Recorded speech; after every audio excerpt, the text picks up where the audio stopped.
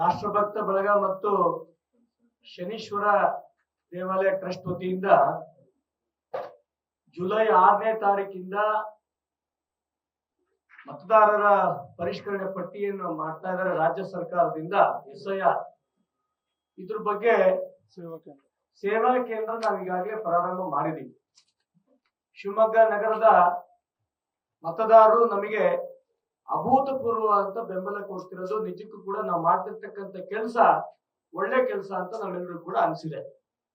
ವಿಶೇಷವಾಗಿ BLOಗಳು, ಅಂಗನವಾಡಿ ಟೀಚರ್ಸ್ ಇರ್ಬೋದು, ಪ್ರೈಮರಿ ಮತ್ತೆ ಎಲ್ಲಾ ಟೀಚರ್ಸ್ಗಳು ಇರ್ಬೋದು, ಅದು ಯಾರ್ಯಾರು BLOಗಳು ಇದ್ದಾರೆ ಅವರೆಲ್ಲರೂ ಕೂಡ ಬೆಳಗಿಂದ ರಾತ್ರಿ 9 ಗಂಟೆ 10 ಗಂಟೆವರೆಗೂ ಕೂಡ ಅವರೆಲ್ಲರೂ ಕೂಡ ಕೆಲಸ ಮಾಡ್ತಾ ಇದ್ದಾರೆ. ಮೊದಲನೇದಾಗಿ ಆ ಇಡೀ ತಂಡಕ್ಕೆ ಹೃದಯಪೂರ್ವಕವಾದ ಅಭಿನಂದನೆ ಸಲ್ಲಿಸಲಿಕ್ಕೆ ನಾನು ಇಷ್ಟಪಡ್ತಾ ಇದ್ದೀನಿ.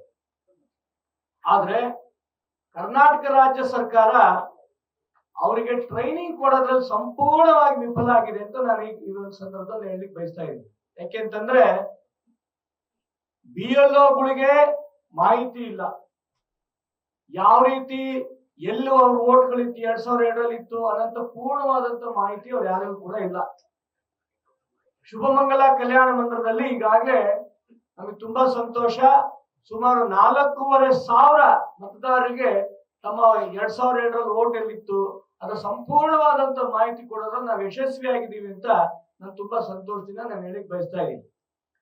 ಪ್ರತಿದಿನ ರಾತ್ರಿ 9:30 10 ಗಂಟೆ ಆದ್ರೂ ಕೂಡ ಅಲ್ಲಿ ಜನ ಬಂದು ಹೋಗ್ತಿರೋದು ಅನ್ಕೊಂಡು ಈಗ ನಾಳೆ ಬೆಳಿಗ್ಗೆ ಶುಭಮಂಗಲ ಸೇವಾ ಟ್ರಸ್ಟ್ ಅಲ್ಲಿ ಏನು ಒಂದು ಕಾರ್ಯಕ್ರಮ ಆಗ್ತಿದೆ ಅದನ್ನೇ ಮುಂದುವರ್ಕೊಂಡು ರಾಷ್ಟ್ರಭಕ್ತ ಬಳಗದಿಂದ 2ನೇ ಒಂದು ಮಾಹಿತಿ ಕೇಂದ್ರದ ನಾಳೆ ನಾವು ಒಂದು ಉದ್ಘಾಟನೆ ಮಾಡೋರಿದ್ದೀವಿ. ಅದಕ್ಕೆ ನಮ್ಮೆಲ್ಲರೂ ಕೂಡ ಪೂಜ್ಯರಾದಂತ ಬಸವ ಮರಳು ಸಿದ್ದೇಶ್ವರ ಸ್ವಾಮಿಗಳು, ಬಸವ ಕೇಂದ್ರ ಮಠ ಶಿವಮೊಗ್ಗ, ಅವರು ನಾಳೆ ಬೆಳಿಗ್ಗೆ 10 ಗಂಟೆಗೆ ನಮ್ಮ ಮಾರಿಗದ್ಗೆ SPM ರಸ್ತೆ, ಕೋಟೆ ರೋಡ್, ಭೂಪಾಳ ಶಾಲೆ ಪಕ್ಕ ಅಲ್ಲಿ ನಾಳೆ ಬೆಳಗ್ಗೆ 10 ಗಂಟೆಗೆ ಈ ಒಂದು ಕಾರ್ಯಕ್ರಮದ ಉದ್ಘಾಟನೆ ನೆರವೇರ್ತಾ ಇದೆ. ಜೊತೆಗೆ ನಮ್ಮ ನಾಯಕರಾದಂತಹ KS ಈಶ್ವರಪ್ಪ ಅವರ ಒಂದು ಕಾರ್ಯಕ್ರಮದಲ್ಲಿ ಅಧ್ಯಕ್ಷತೆ ವಹಿಸ್ತಾ ಇದ್ದಾರೆ.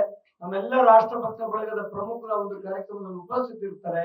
ದಯಮಾಡಿ ತಾವೆಲ್ಲರೂ ಕೂಡ ಬಂದು ಇದರ ಸಂಪೂರ್ಣವಾದಂತ ಸದುಪಯೋಗ ಪಡಿಸ್ಕೊಬೇಕು ಅಂತ ನಾವು ಸಂದರ್ಭದಲ್ಲಿ ಕೇಳ್ಕೊಳಕ್ ಇಷ್ಟಪಡ್ತೇವೆ.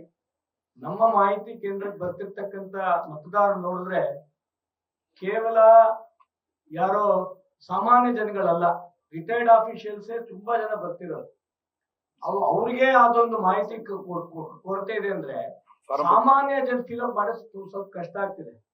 ಜೊತೆಗೆ ನಮ್ಮಲ್ಲಿ ಈಗಾಗಲೇ ಅಲ್ಲಿ ವರ್ಕ್ ಮಾಡ್ತಿರೋದು ಸುಮಾರು 8 ಜನ ಲ್ಯಾಪ್ಟಾಪ್ ಇಟ್ಕೊಂಡು ಕಂಪ್ಯೂಟರ್ಗಳಲ್ಲಿ ಇಟ್ಕೊಂಡು ಕೆಲಸ ಮಾಡ್ತಾ ಇದ್ದಾರೆ. ಹಾಗಾಗಿ ಒಂದು ಸ್ವಲ್ಪ ಸಮಯದ ಅವಕಾಶನೂ ಕೊಡ್ಬೇಕು.